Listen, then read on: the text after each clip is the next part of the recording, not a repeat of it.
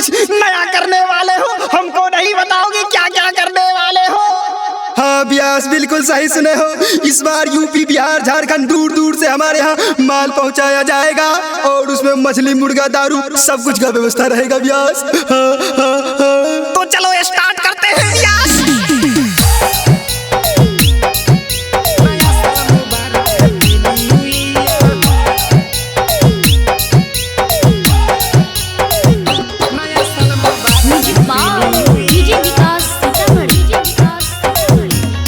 अरे हाथों में फूल फूल छपिया, हाथों में फूल फूल छपिया,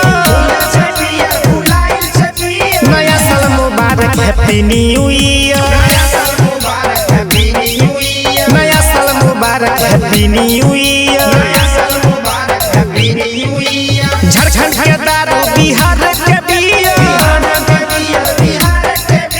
लाबे न दारू, पिए देना बिया, नया साल मुबारक, हैप्पी न्यू ईयर, नया साल मुबारक, हैप्पी न्यू ईयर।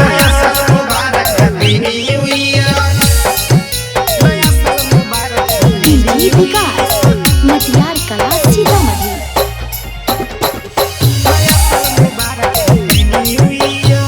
की कहियो भैया हमर बनल छौमिया जरे, केहू छिल लहसन, केहू छिल सबिया जरे।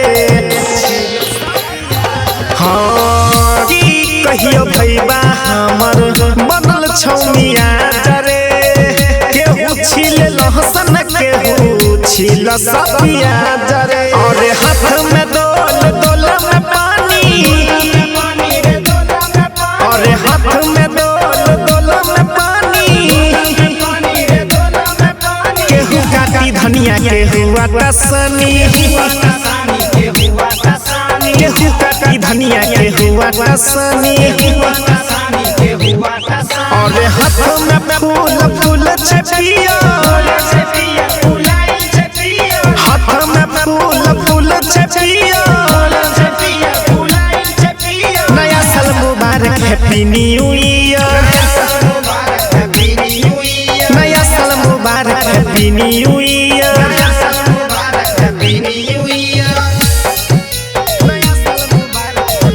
विकास मटियार कला सीतामढ़ी।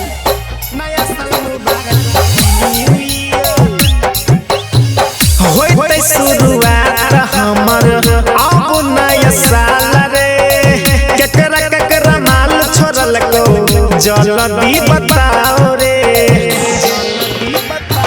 हाँ हाँ होइते शुरुआत हमर अब नया साल रे, केकरा केकरा माल छोड़ल को जल्दी बताओ रे। प्रेमी राम कुमार के अजबे कहानी, छौरा कृष्णा के अजबे कहानी, दारू के छोरी पिया पानी, दारू के छोरी पिया पानी। और हाथ में फूल फूल छपिया, हाथ में फूल फूल छपिया, नया साल मुबारक, हैप्पी न्यू ईयर,